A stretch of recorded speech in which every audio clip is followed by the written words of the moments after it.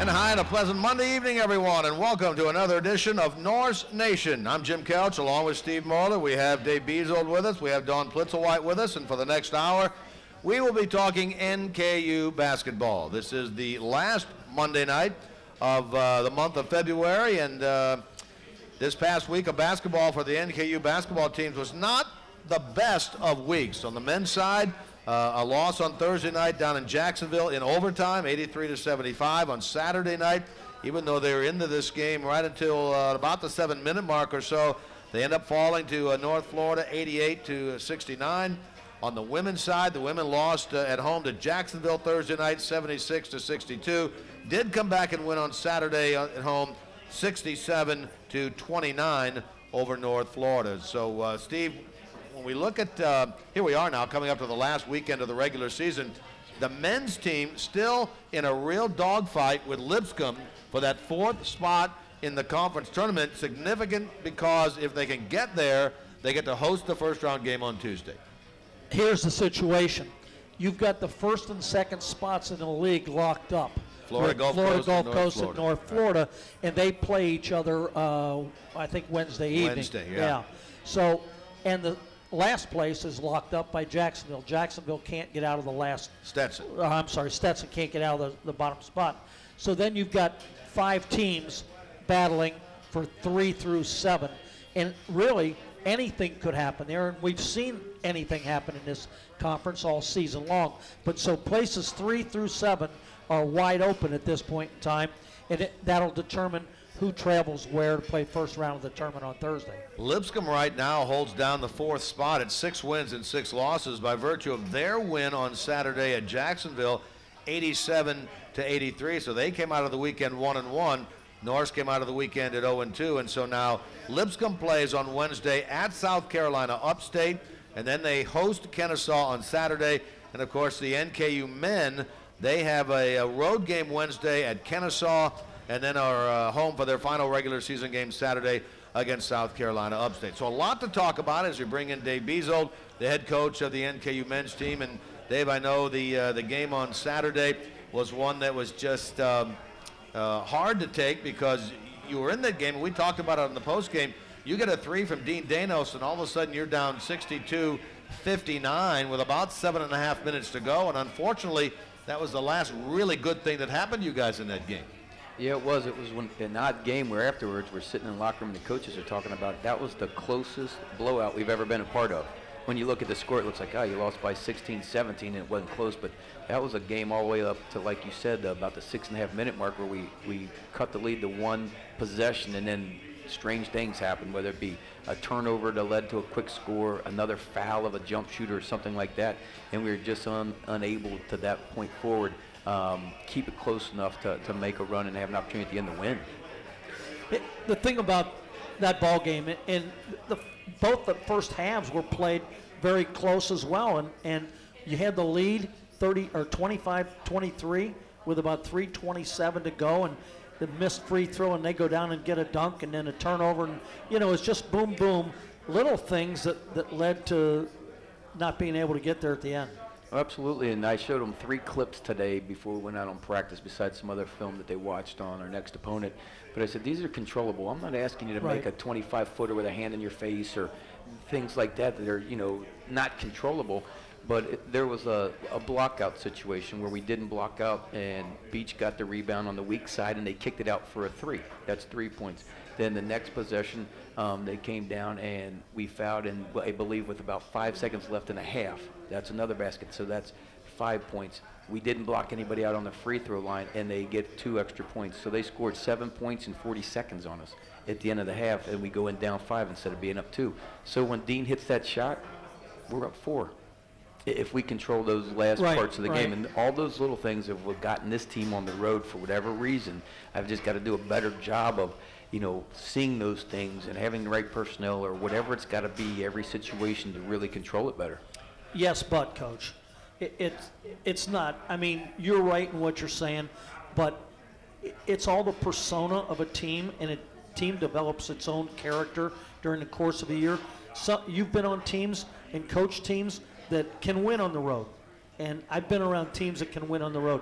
Other teams, it's what's in their mind and what they believe, and that's tough to get over when they're non-believers and having confidence in themselves. Well, I agree with you, but as we started the year and we went to Idaho and won on the road, and then we won at Moorhead on the road, you're thinking, man, this team's got the ability and they should have the confidence when we go out there. But for whatever reason, in certain games that we were right there, these little things have nagged us. And when I showed it to him, I said, okay, Chad Jackson's not on the floor right now, our senior. In these situations, who's stepping up to make sure everybody's doing their job? Look at the postures right now.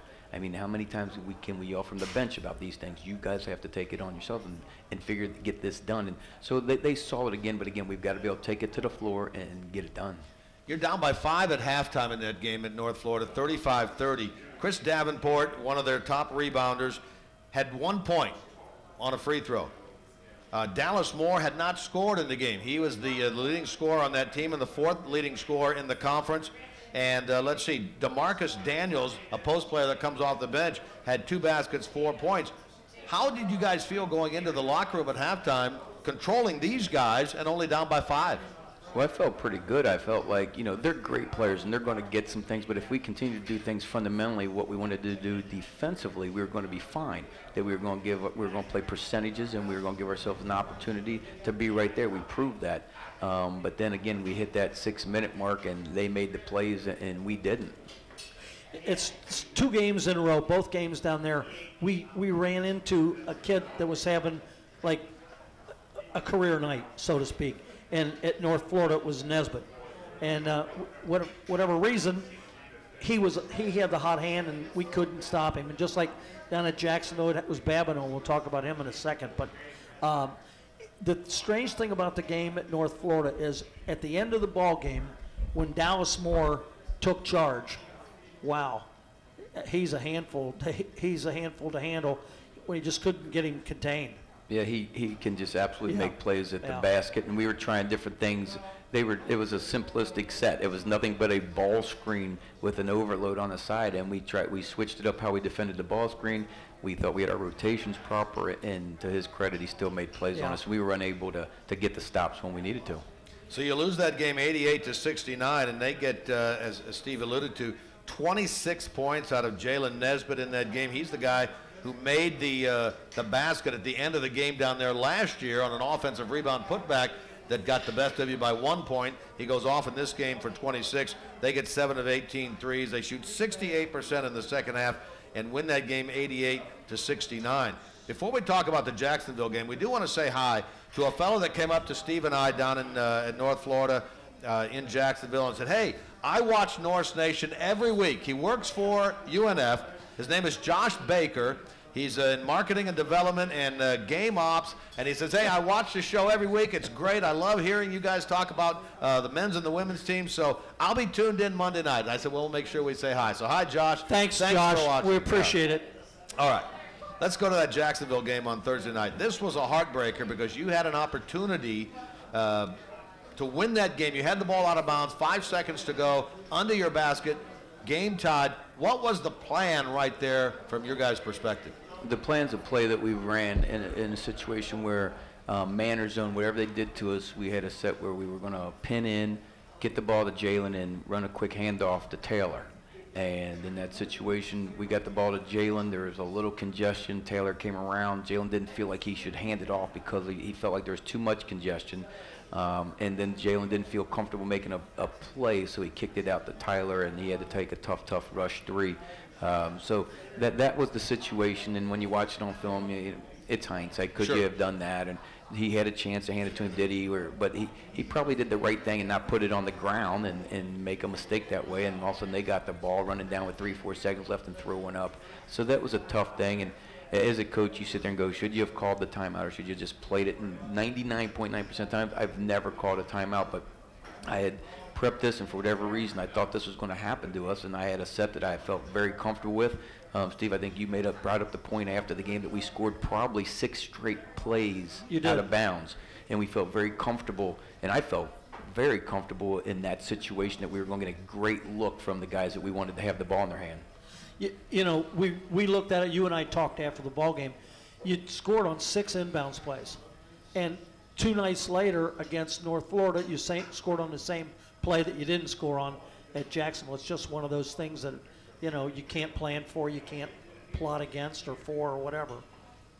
Well, in the end, it was an 83-75 final. Jacksonville won that game in overtime. And, Steve, you talked about Corey Babineau, 27 points, 10 assists, a double-double. Another one of the guards that you guys have run into this year that you've had a tough time stopping with penetration, right?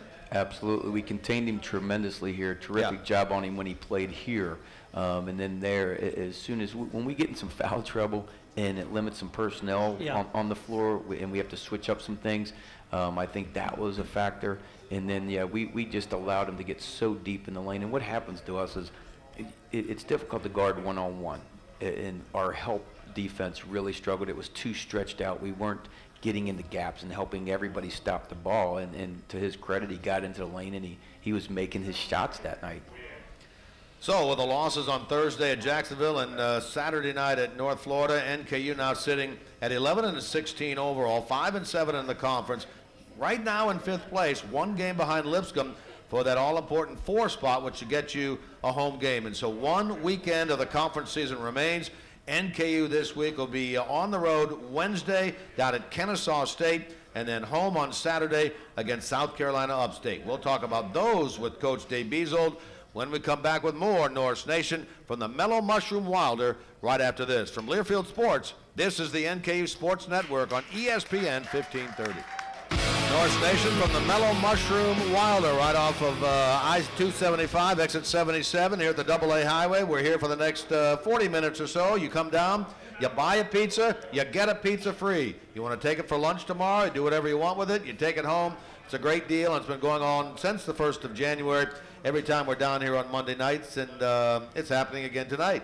Jim Kelch, Steve Moeller, Dave Bezold, the head coach of the NKU men's basketball team. And so, Dave, here you go now, the final week of the regular season. A couple of big games coming up, one against Kennesaw on Wednesday. That's a road game down there. And then at home on Saturday against South Carolina Upstate. This Kennesaw team is a team that you defeated earlier this year on the 14th of January, 76-72. They were a loser at Florida Gulf Coast on Thursday this past week by 1, and then they won by 5 at Stetson on Saturday. Your thoughts on that Kennesaw team? I think they're really talented. They're long, they're athletic, they can score inside, outside. They can attack you off the dribble. They've got playmakers at the guards. They've got some Division I athletes and transfers from Memphis that are high-level athletes, and from Auburn. And they're kids that on any given night can really put the pressure on you, and multiple kids can go for 20 points. You know, there's a point that I want to make here. We're coming up, everybody's going to play in the league twice in the next week, next couple days. Senior night, last home game, is a special night for every home team that plays the last game at home. And in my experience, and Coach, I want you to comment on this, I've always found that it's a very emotional night, and it's a night when, to start the game, the home team, after the senior presentation and so on and so forth, kind of struggles to get out of the gate. And a lot of times the visitors will jump out on top, but most teams hold serve on senior night. Most teams win for their seniors last trip out. What are your thoughts, Coach? You're right. It's for whatever reason, it's that emotional factor. It's whatever's so tuned in that night to take care of their seniors, and it just seems like the big play happens, or the bounce of the ball goes your way, and everybody blocks out on a big possession and takes care of the ball better for whatever reason. But you're right. It's tremendously difficult to go onto somebody's floor on senior night. It really is. Well, the tag along with this, it's the last time those seniors lace them up. It's the last time they put on black and gold, and it means a lot to them. And sometimes strange things happen, but you know, it's a good thing for the home team, and means a lot more to the seniors than it does to the underclassmen. And a lot of times the underclassmen pick up the gauntlet and they'll play for them, you know. Oh, absolutely. We talk about that all the time. It's their job to take care of the Right. seniors. I mean, and it's tough on them. I mean, all of a sudden it hits you right in the face, because you don't think it's ever going to end, and you don't. But all of a sudden it presents itself.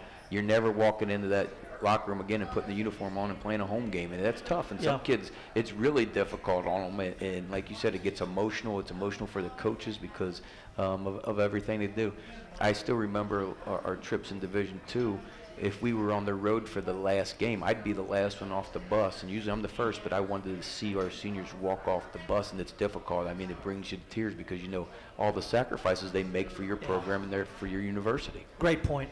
Well, you'll be involved in 2 of them this week. Wednesday night at Kennesaw, it's their last home game, and then Saturday night here against South Carolina Upstate, your last regular season home game. Now, on Saturday, they'll do the ceremonies before the game. Some schools do them before, some schools do them after. We don't know what Kennesaw State is going to do. Do you have a preference when you're on the road like that?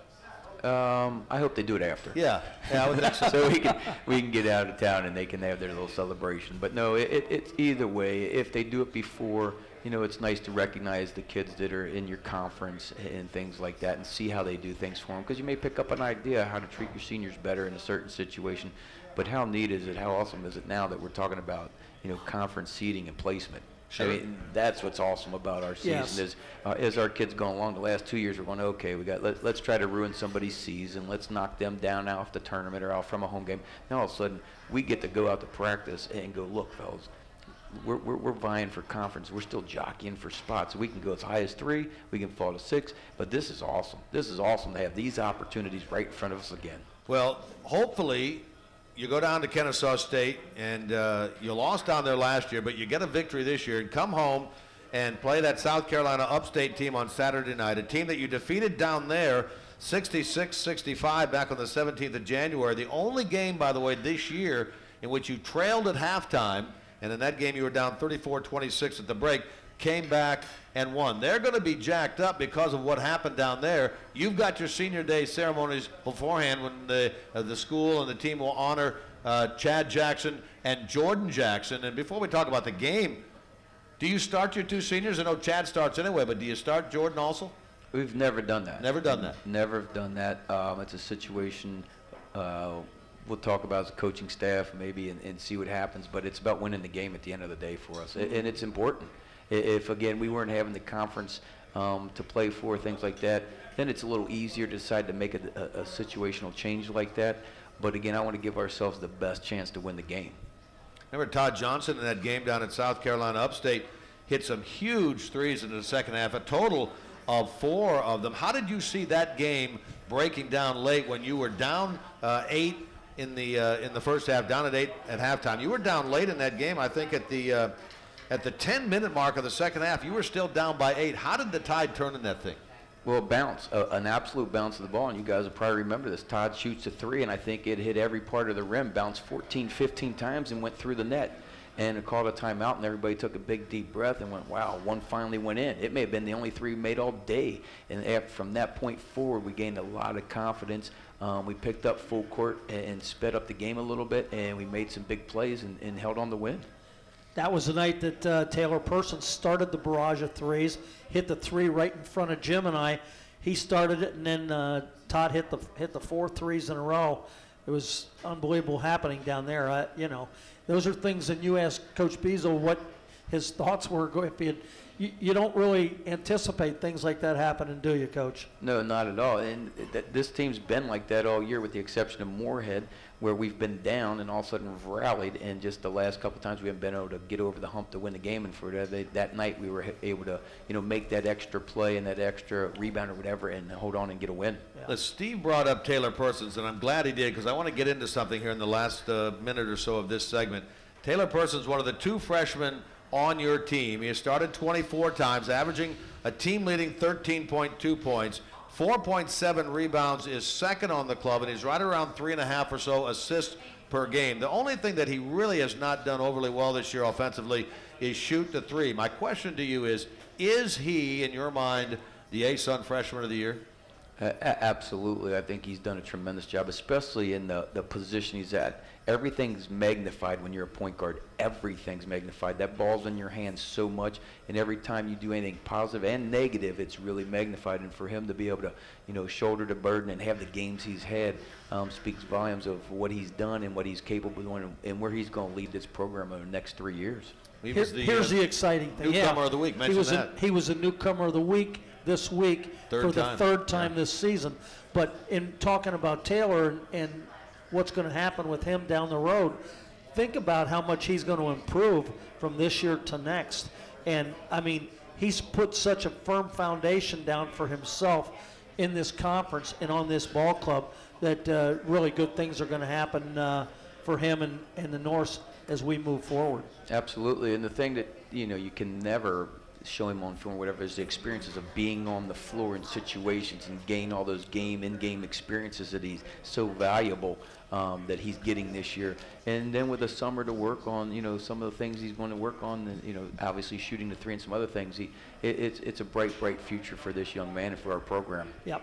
Well, the men play Wednesday down at Kennesaw. That game can be heard on Fox Sports 1360. It kicks off at 7. Our coverage will begin things at 6:30, and then on Saturday at home against South Carolina Upstate. That also a night game. It starts at 7 with the tip, and again our radio coverage on Fox Sports 1360 will get things going 30 minutes before at 6:30. And Saturday night, of course, is Senior Day. We invite everybody to come on out to the Bank of Kentucky Center, watch these guys play in their last regular season home game. And who knows, though, you may have another home game. Let's hope, like the Dickens, that cross our fingers that Tuesday in the first round of the conference tournament, you guys are right back home, hopefully against those Lipscomb Bisons. That's what we're playing for, because we know how well we've played at home, and our guys are excited about that opportunity. Dave, thanks for stopping by. Thanks for chatting with us. We'll talk to you before the game down there at Kennesaw State on Wednesday night. See you tomorrow morning. Right, not bright and early, not bright and early. Dave Bezold, the head coach of the NKU men, here on Norse Nation at the Mellow Mushroom Wilder. We'll take a break. When we come back, we'll shift gears and talk women's basketball NKU style with head coach Dawn Plitzuweit. From Learfield Sports, this is the NKU Sports Network on ESPN 1530. Second half hour of Norse Nation beginning to unfold here at the Mellow Mushroom Wilder as we switch from men's basketball and Dave Bezold to the women's basketball team and head coach Dawn Plitzuweit. And Dawn, a loss and a win for you guys this weekend. You lose at home against Jacksonville 76-62. You win at home against North Florida 67-29. That puts you right now in a tie for third in the conference with that Jacksonville team. 6-6 in conference play, your overall mark at 15 wins and 12 losses. You had one at Jacksonville back on the 24th of January, 70-59. What happened on Thursday night? Well, at the 4-minute mark, it was a 2-point game, and then we turned it over. They scored on it. We came down, we turned it over again. They scored again, so it went from a 2-point game to a 7-point game. Then we had to follow down the stretch, and so it stretched out from there. But really was, you know, one possession game at the 4-minute media timeout. Jacksonville is, in my opinion, probably the most athletic team, top to bottom, in our conference, and they gave us some fits on the glass in that game. I noticed, and there was a question that came from the crowd here this evening at the Mellow Mushroom. They wanted to know about the technical fouls. Can you expound on those a little bit? Yeah, Kate got one during the game, and I got one during the game. Mine came with 58 seconds to go. Christine Rausch took a shot to the face with an elbow. They reviewed it. Evidently, I didn't like the comment afterwards, so I got a technical foul for it. So that happens. Yep. So you were telling me off the air that you asked the official what it was, and he said it was a legal basketball move, arcing. Correct. A person had the ball, swung their elbows, and they call that arcing the ball. If you want to make it legal, if you want to make it illegal, you call it swinging the elbows excessively and you charge them and go on. And so two different ways to look at the same thing. Yeah, interestingly enough, in both of our games this weekend, that not the exact same situation, but we got two of our kids took some pretty good shots. One of them was a technical or flagrant foul, one was not. So I guess it all depends on how it happens, when it happens, how it's viewed, who sees it. So that is what it is, and our players played through it, and so Christine has a pretty good shiner. she looks pretty tough right now. It's pretty cool. Great game against North Florida. I mean, unbelievable. Hold a team to 29 points. That's unheard of. It is. It is. And I thought our players really responded to the challenge. I thought we got outplayed by Jacksonville because of, and it's hard. They're a lot more athletic than we are.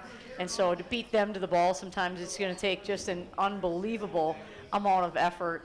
And we played that way against North Florida. So that was a great response from our young ladies. I had one question for you. You ran up against against Jacksonville, against Brianna Brown, and she really played well.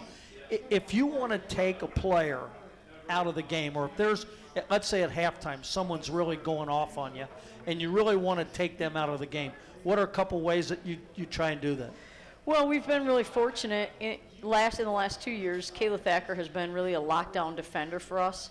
The player who's really done the best job of that for us this year has been Christine Rausch. But the first time we played North Florida at North Florida, Destiny Smith hit 2 step-back threes on Christine, but Christine's long enough to challenge some shots. Brown was a kid that we should have probably changed how we were guarding her a little bit earlier in the game. Didn't do that early enough. But at times we will go to a zone to get some different looks. I'm not really a zone person. It's not really who I am. But I think what we did in the Jacksonville game and then carried on into the North Florida game is we made some adjustments in how we were guarding some different screens, and that gave us a good look. Gave us a different approach to it. Yeah. And that's been a challenge for us, a challenge that we have put out to our players. We really are looking for a lockdown defender. Thursday night was a Think Pink night, right? You guys wore sure pink was. uniforms. Yeah, it was pretty neat. How was that? It was a great event. We certainly didn't have great weather during the course of this week for our fans to come out. I was really impressed. I think we had close to 1,200 fans that came out and braved the elements, and it was cold that night. So really a neat opportunity for our young ladies to play in a game that was bigger than just playing in a basketball game. Unfortunately, didn't come out on top, but certainly a bigger message. There are things a little bit more important than basketball, and supporting a cause that's bigger than that is a lot more important. That's to make more awareness of breast cancer, right. and so you guys wore pink. And then on Saturday night in the game, Stephen, you were talking about you win by 38, the largest since you joined D1 in terms of winning. And you played it at Regents Hall. How was that for you? Because you've never coached a game over there, had you? Actually, I have. I've coached on the other bench okay. when I was at Grand Right. Valley State, but not at Northern Kentucky. So it really, I think certainly our administration and staff did just a phenomenal job getting Regents Hall ready for a basketball game. There hasn't been one there for quite a while. Made it a throwback game. Had our alumni come back, had a great alumni response. Again, not great weather, but had a decent turnout, great turnout from our alumni. Women's basketball alumni. So really a very special event for our ladies. And through putting on those throwback uniforms, the only request that our players had was not the short shorts. So we did that. What's your take, with 2 games ago, what's your take on the conference standings at this point in time? Well, at this point in time, I'm excited about where we're at. Certainly you always want to be a little bit better, but at this point in time, I think we kind of control our own destiny. And so we need to play well 2 games. It's a different conference for us than it's been in the past, one with 4 less games in the conference, but also, the strength of our conference, we've talked about it on a number of occasions, the strength of our conference has really, really elevated. And so every game is really a dogfight, and you say that in every conference, but this is one that you feel it in. And that's right. what, one of our players' parents asked me, North Florida, didn't they beat us at their place in double overtime? I said, yes. Really?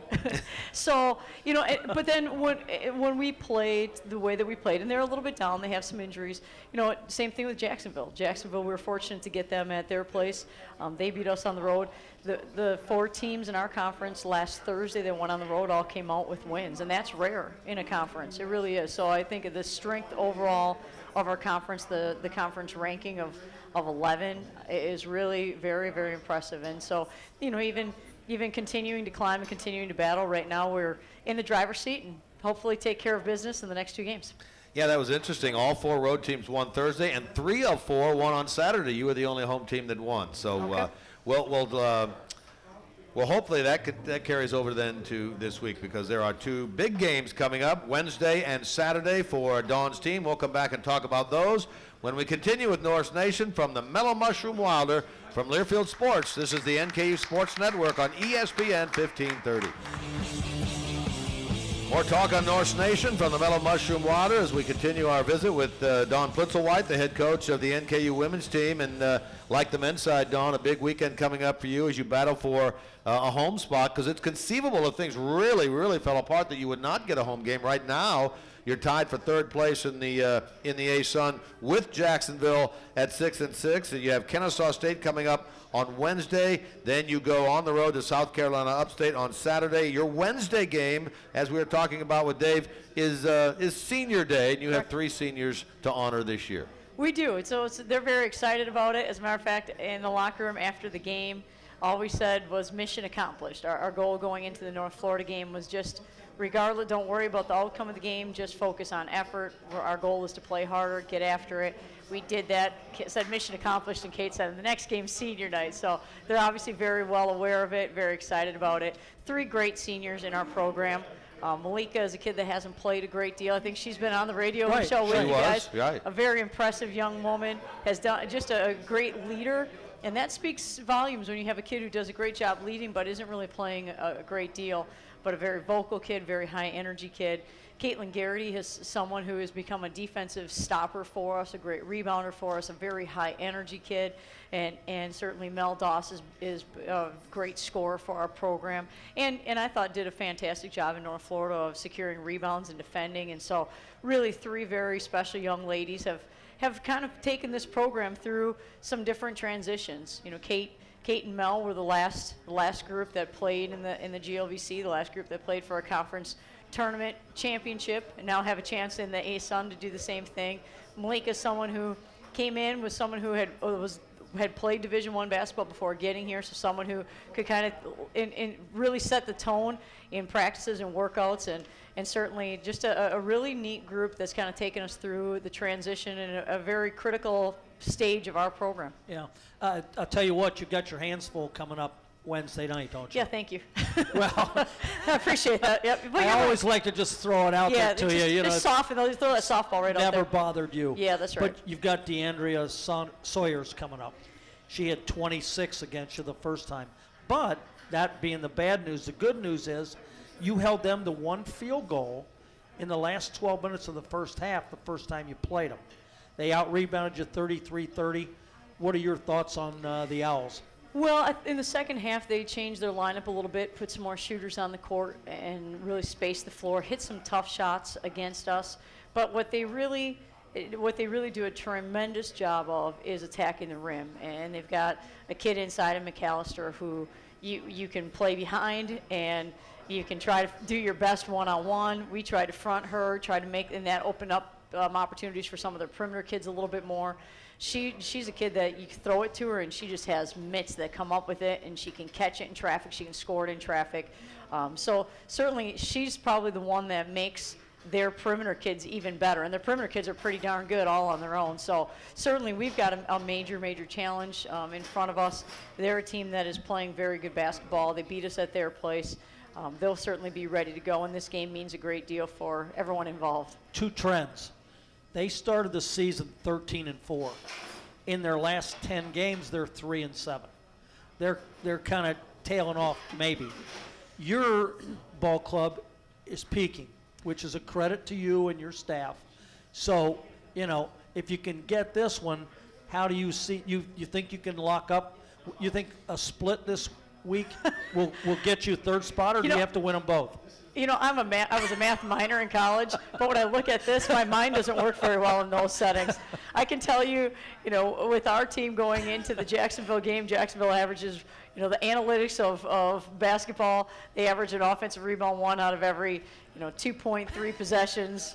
Jacksonville or Kennesaw averages 1 out of every 2.57 possessions. So those are the things that we focus on, and this stuff will figure itself out. Yep. We need to introduce Coach Plitzuweit to Chase.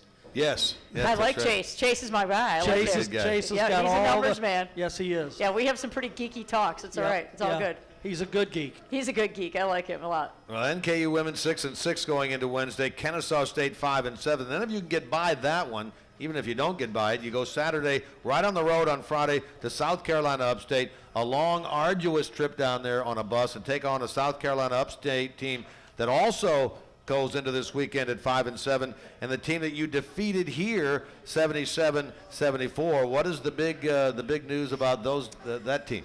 Well, they're a team that, these are both teams that are very, very challenging for us to guard one-on-one. Their players are very athletic. They're very good one-on-one players. They can get to the rim. They can pull up and shoot. They can bury it from the arc. So defensively, we've got to do our very best job one-on-one, but our team defense has to be very, very solid, and we're going to have to rebound. So they space the floor a little bit differently. Their offenses are set up a little differently, but certainly two teams that are really tough for us to guard. Jim's always so negative about those road trips. See, I look at that as a positive because your kids are going to have more time to bond with one another, rest their legs. That's the first time I've ever heard you say that about a bus trip. Do you want to remind him tomorrow morning? I will. Okay, great. That's great. It's good movies. Continue. Always good Continue. movies. What's your biggest threat? Who are you worried about with Upstate? Well, I'll tell you, they've got a kid, Starling, inside who is just a fantastic post player. Right. But on the perimeter, I'll tell you what, they've got a kid, and I'm trying to remember her first name. Yeah, Charmaine. Charmaine Edwards is phenomenal, and I'll tell you what, at our place, she was really, really tough for us to guard. And, you know, she's one of those games where I thought we were doing a good job defensively, and she pulled up and hit it in our face, and I thought, well, so much for good defense. So. You match up pretty well with them? Well, we struggled to guard them in a man. We really did. And so we tried to find different ways in the second half to take things away, limit shot opportunities. So I think that we're getting better defensively the way that we played certainly in our last game. If we can replicate that effort that we got, then I think we're going to be okay in terms of how we feel about how we play. I don't know what the result's going to be, but we'll feel like we left everything on the table, and that's really what our charge is. You know, I thought in the North Florida game we played a lot of players, and we played them early. We split time with a lot of kids, and our effort was very, very good. Can we continue to do that? We're going to try to do everything we can to get our kids to play really hard.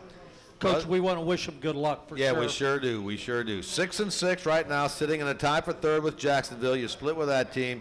Kennesaw State 5-7, Upstate 5-7. Those are the two opponents. We'll be following your games as we're following ours. Pass along those scores and wishing you guys the best of luck. Sounds great. Thank you. And don't forget, Wednesday night at home, that game starts at 7 o'clock against Kennesaw State. Senior night, Malika Glover, Melody Doss, Caitlin Garrity, their last regular season home games, but we hope that there'll be more home games for them because that means that they have done well this weekend, meaning they got a home game, at least one, during the conference tournament. Thank you, Coach. Thank you. Dawn Plitzuweit, the head coach of the NKU women's team, as they wrap up their regular season as well. Wednesday at home, Saturday on the road. We'll take a break and wrap things up when we come back on Norse Nation from the Mellow Mushroom Wilder here at the AA Highway. From Learfield Sports, this is the NKU Sports Network on ESPN 1530.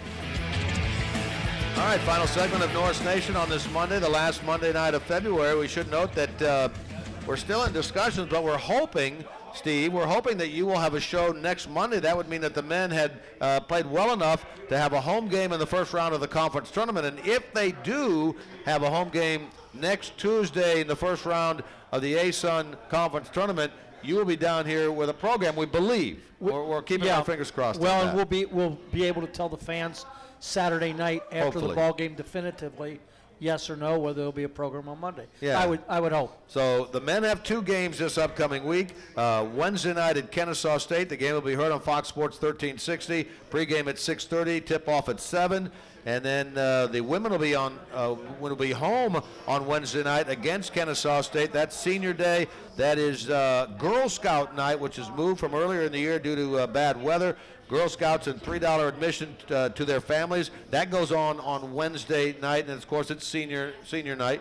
My big question there is, can you get cookies that night too? I don't know. That's something we'll have to find out because Girl Scout cookies are the best, obviously. Yeah. Then on Saturday, the men will come home. The women go on the road. Women will be down at South Carolina Upstate. That's a 2 p.m.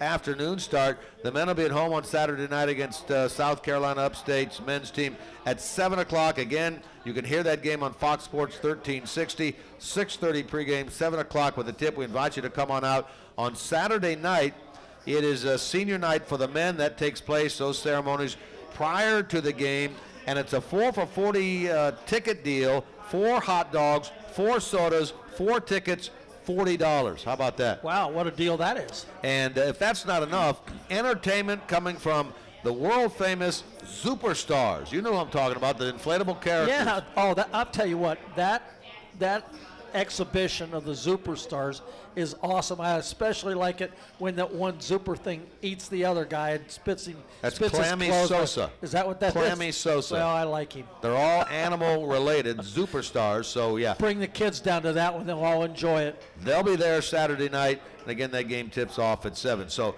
really, both teams, Steve, battling for a spot in the conference tournament at home this weekend. Well, yeah, and Coach Bezold hit the nail on the head. It's so important to have something to play for coming down the stretch. And being able to play in the conference tournament is just, that's what the kids work for, and it gives them something to shoot for, and it makes it all worthwhile. Women are tied for 3rd right now, as we mentioned, 6-6 along with Jacksonville. Men right now sitting in 5th place at 5-7, but a game behind Lipscomb.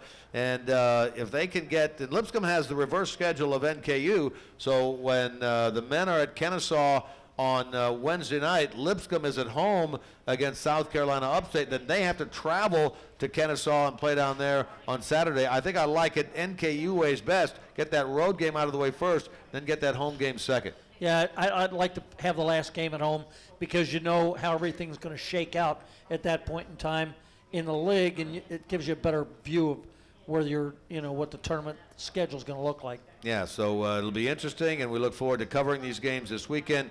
Hopefully everything works out for both Dave Bezold's team and Dawn Plitzuweit's team. We should say that the baseball team is playing this weekend down in Clarksville, Tennessee. Good luck to them. The softball team playing this weekend in a tournament down in Bowling Green, Kentucky. Good luck to them as well. That music tells us that we are out of time on this Monday night. So we thank our engineer, producer back at the studio, James Rapine, our man on site all year, Rick Uccino, for Dave Bezold, for Dawn Plitzuweit, for Steve Moeller. I'm Jim Kelch. Thanks for coming down. Thanks for tuning in and listening to Norse Nation. We'll see you this weekend.